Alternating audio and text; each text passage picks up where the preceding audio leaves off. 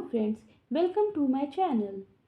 आज मैं सास बहू और फ्लेमिंगो वेब सीरीज़ एक्सप्लेन करूंगी। तो बिना टाइम बर्बाद करे सीरीज़ स्टार्ट करते हैं। सीरीज़ स्टार्ट होती है मुंबई की एक पार्टी से, जहां एक लड़का फ्लेमिंगो नाम का ड्रग्स लेता है, जिसके बाद उसके मुंह और नाक से खून निकलने लगता है। उसे हॉस्पिटल लेकर जाया जाता है। दरअसल वो डिप्टी सीएम का बेटा था। उस पार्टी में डीजे नैना नाम की एक लड़की है, जिसका बिजली नाम की लड़की से अफेयर चल रहा था। कुछ टाइम बाद बिजली अपना लुक चेंज करती है और प्लेन से वापस आ जाती है अपने गांव रुंज में।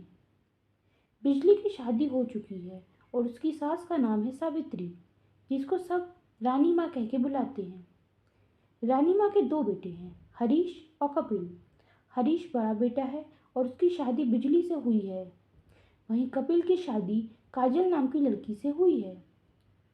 रानी माँ की एक बेटी भी है, जिसका नाम है शांता। वैसे सबके लिए रानी माँ जड़ी बूटी और हैंडीक्राफ्ट का बिजनेस करती हैं, लेकिन अंदर ही अंदर उनका ड्रग्स का बहुत बड़ा बिजनेस है। इस बिजनेस के बारे में उनके बेटे कुछ नहीं जानते हैं। उनका बिजनेस बहू और बेटी संभालती हैं। बिजली अकाउंट्स का काम संभालती है और काजल ऑर्डर पूरा करती है, और शांता का काम है उस ड्रग्स को और स्ट्रॉन्ग बनाने का, जिसका फॉर्मूला रानी माँ ने केवल और केवल शांता को बताया है। वो सब मिलकर बहुत ही चालाकी से इस बिजनेस को चला रहे हैं। बिजली आते वक्त मुंबई से एक बहुत बड़ा ऑर्डर लेकर आती है, और ये ऑर्डर उन्हें जल्द से जल्द पूरा करना था। वहीं डिप्टी सीएम के बेटे की तबीयत बहुत ज़्यादा खराब हो गई, जिस कारण से वो चाहते थे जल्द से जल्द इन ड्रग्स बनाने वाले और सप्लाई करने वालों को पकड़ा जाए। इसलिए पुलिस वालों पर प्रेशर बढ़ने लगता है और वो अपनी इन्वेस्टिगेशन शुरू करते हैं। उन्हें एक सप्लायर मिल जाता है, जिसे बहुत मानने के बाद पता चलता है कि ये ड्रग्स किसी डेजर्ट एरिया से आया है। इसकी इन्वेस्टिगेशन के लिए इंस्पेक्टर विष्णु को चूज़ किया जाता है, लेकिन विष्णु का कहना है वो गुनहगारों को पकड़ तो लेगा, पर ऊपर से कोई ना कोई ऑर्डर आता है और फिर ये सब छूट जाते हैं। लेकिन उसके ऑफिसर्स उसे यकीन दिलाते हैं कि इस बार मामला बहुत ही सीरियस है, इसलिए ऊपर से कोई ऑर्डर नहीं आएगा। इंस्पेक्टर विष्णु अपने काम में लग जाते हैं और वहीं काजल और बिजली अपना ऑर्डर पूरा करने में। वहीं रानी माँ की बेटी शांता का एक योगी नाम के लड़के से अफेयर चल रहा है, लेकिन ये अफेयर केवल फिजिकल था। शांता अपने काम को लेकर बहुत सीरियस थी। वहीं रानी माँ को पता चलता है बहुत जल्द हरीश और कपिल आने वाले हैं, इसलिए हवेली को अच्छे से डेकोरेट किया जाता है और सारे सीसीटीवी को फूलों से छुपाया जाता है। जब हरीश और कपिल एयरपोर्ट पर पहुंचते हैं, तभी कुछ लोग हवेली पर हमला करते हैं। रानी माँ, उनकी बहुएं और बेटी मिलकर उन आदमियों को मार डालते हैं। तभी वहाँ हरीश और कपिल आते हैं और ये लोग पूरी लाइट ऑफ कर देते हैं, ताकि इन्हें पता न चले कि यहाँ वहाँ लाशें पड़ी हैं। एक एक करके वो सारी लाश छुपा देते हैं। फिर सब खाना खाने बैठते हैं। तब हमें पता चलता है कि हरीश और कपिल यूके में रहते हैं। कपिल एक इंस्पेक्टर है और हरीश केवल और केवल टाइम पास करता रहता है, और साथ में उसको ड्रग्स लेने की बहुत ज़्यादा आदत है।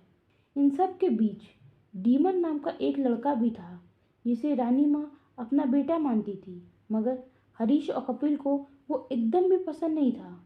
पर शांता डीमन से प्यार करती है। शांता बार बार डीमन को अपने प्यार का इजहार करती रहती है। डीमन भी शांता को प्यार करता है, पर वो कभी बोलता नहीं है, क्योंकि वो रानी माँ को दुख नहीं पहुँचाना चाहता है। क्योंकि रानी माँ ने उसे अपना बेटा मानती है, इसलिए उनके हिसाब से शांता और डीमन भाई बहन हैं। इसलिए वो शांता को अपने आप से दूर ही रखता है। हरीश और बिजली की मैरिड लाइफ कोई बहुत अच्छी नहीं चल रही थी। हरीश हमेशा ड्रग्स लेता रहता था और बिजली लेस्बियन थी। उसका नैना नाम की लड़की से अफेयर चल रहा था।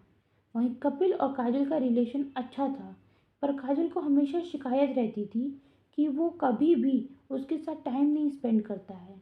कभी कभार साल में एक बार या दो बार वो लोग मिलते हैं। कपिल बोलता है वो जल्दी ही अपने साथ काजल को भी लेकर जाएगा।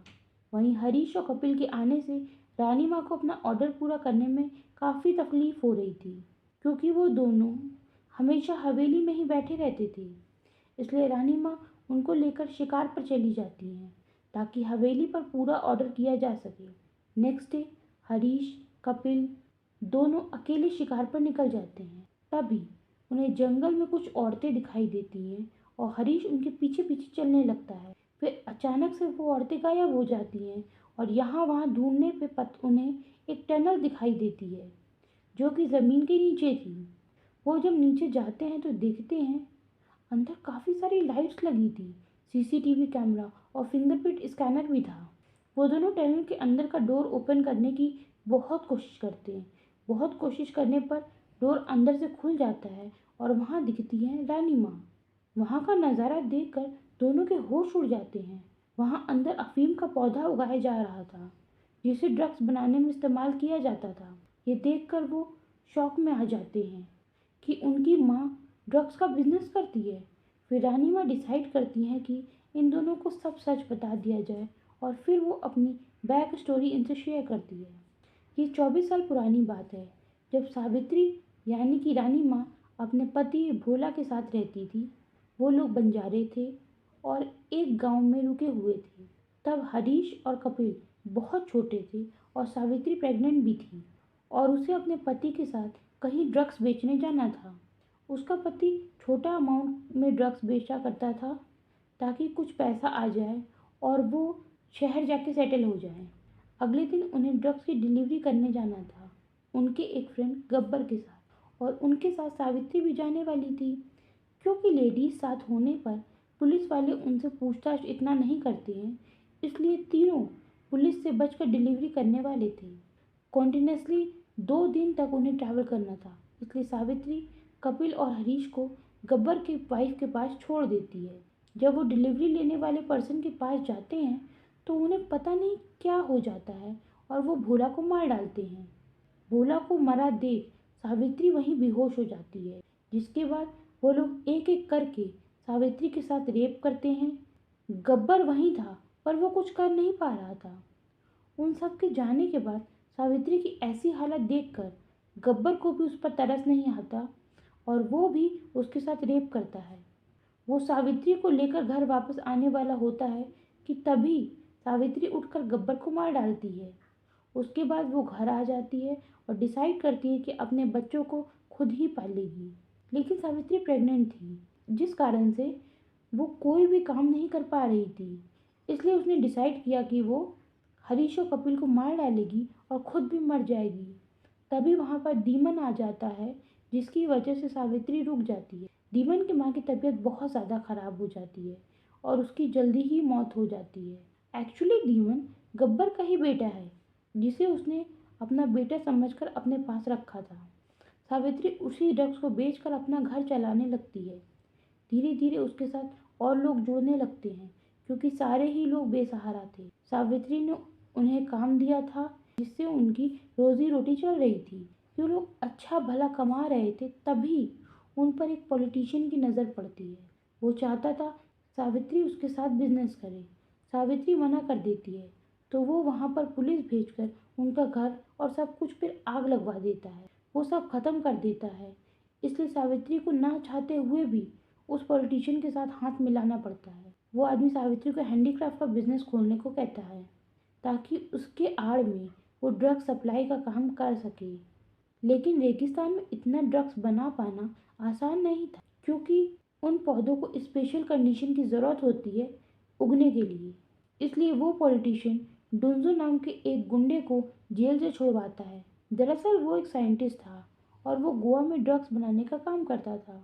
हरीश ये सुन के बहुत खुश था कि उसकी माँ के पास इतना ज़्यादा पैसा है, पर कपिल नहीं, क्योंकि वो जानता था ये इलीगल बिजनेस है।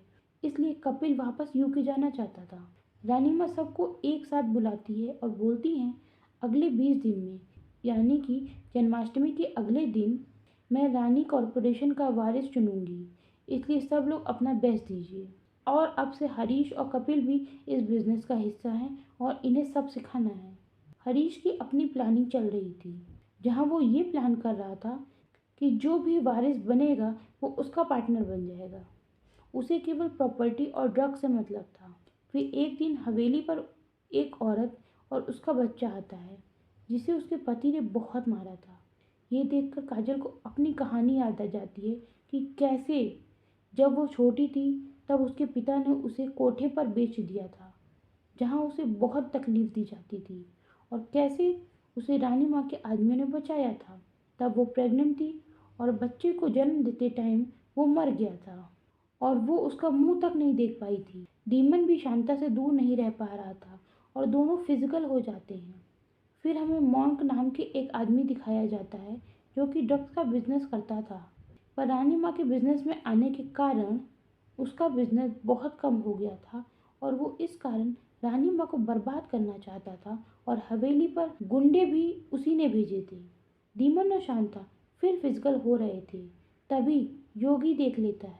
योगी शांता से प्यार करता था, जिस कारण वो चिढ़कर कपिल को बुला लाता है सब दिखाने।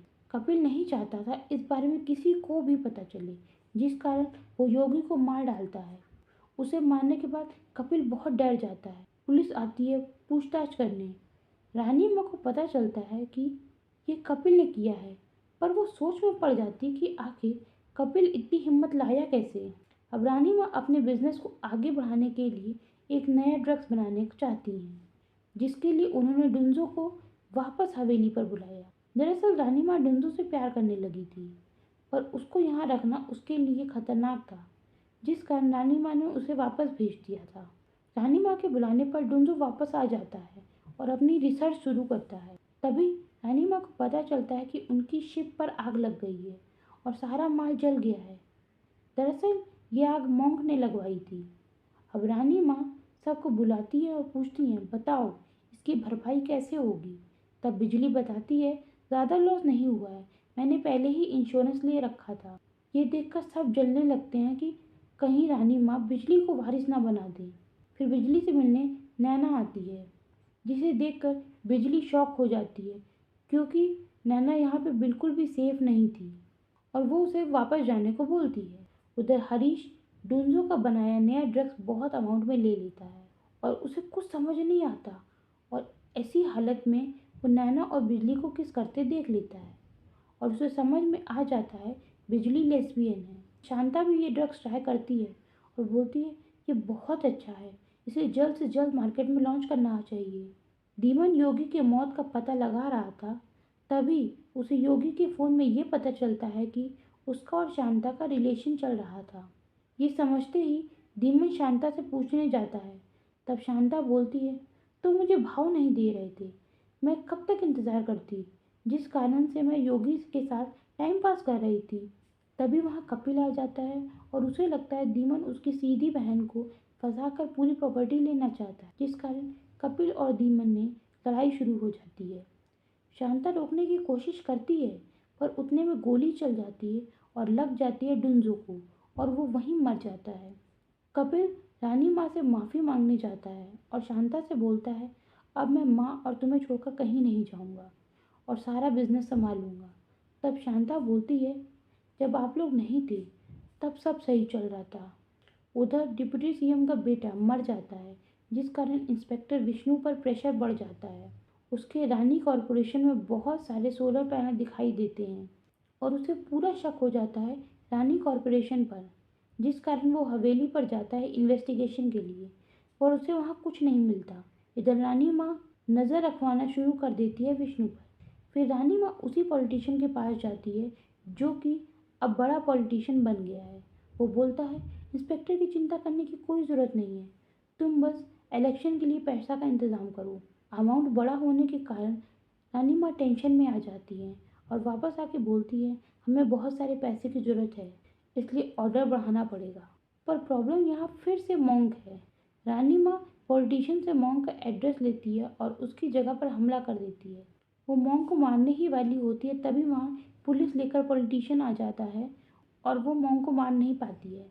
दूसरी तरफ इंस्पेक्टर विष्णु को पता चल जाता है आखिर रानी माँ कैसे इन एनिमल्स की बॉडी में ड्रग्स का पैकेट रख कर उसे ट्रांसपोर्ट करती हैं, जिस कारण रानी माँ के आदमी उसे पकड़ लेते हैं। वहीं हरीश ड्रग्स मांगने नैना के पास जाता है, पर वो वहाँ मरी मिलती है, जिसे देखकर हरीश के होश उड़ जाते हैं और बिजली का रो रो के बुरा हाल हो जाता है। जन्माष्टमी का फंक्शन स्टार्ट होता है, तभी काजल बिजली को लेने जाती है उसके रूम में। वो बहुत रो रही थी, पर काजल उसे तैयार करके नीचे ले आती है, जहाँ हरीश उसे बोलता है, मुझे पता है तुम नैना से प्यार करती थी, और ये भी कि अपनों को खोने का दुख क्या होता है। तुम चाहो तो मेरे साथ चल सकती हो, वाइफ ना सही दोस्त की तरह। कपिल और डीमन के बीच मटकी फोड़ने का कंपटीशन होता है और कपिल जीत जाता है। हरीश को तो इस पर यकीन भी नहीं होता।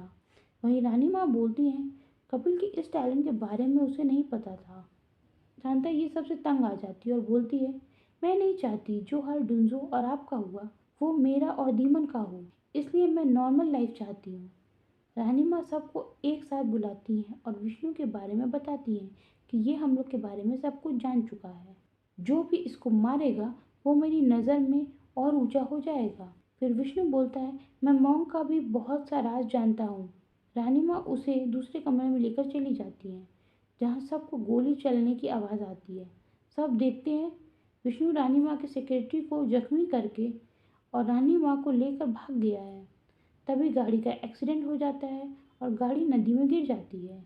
अगले दिन पुलिस वालों को रानी माँ की लाश मिलती है, जिससे सब बहुत दुखी हो जाते हैं। रानी माँ ने मरने से पहले एक वीडियो बनाया था, जिसमें वो बोलती हैं, मैंने वारिस चुन लिया है और मैं चाहती हूँ तुम सब उसका साथ दो। तभी वहाँ वकील आता है वारिस बताने। वो बताने ही वाला होता है, तभी वहाँ मॉन्क आके उसे मार देता है और पेपर्स भी जला देता है। यहाँ पता चलता है काजल मॉन्क से मिली हुई है। काजल बोलती है, रानी माँ जितनी अच्छी दिखती थी उतनी थी नहीं।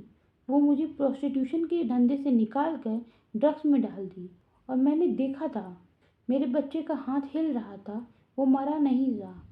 अभी कुछ टाइम पहले मुझे पता चला था कि मेरा बेटा मॉन्क के पास है। सीसीटीवी से रानी माँ ये सब देख रही थी।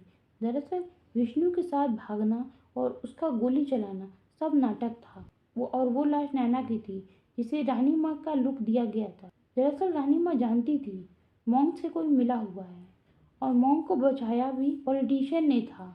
जैसे ही मॉन्क रानी माँ की फैमिली को मारने वाला होता है, तभी वहाँ रानी माँ आ जाती हैं और ये सीरीज़ यहीं ख़त्म हो जाती है। प्लीज़ दोस्तों, like and subscribe for more such videos. Thanks for watching.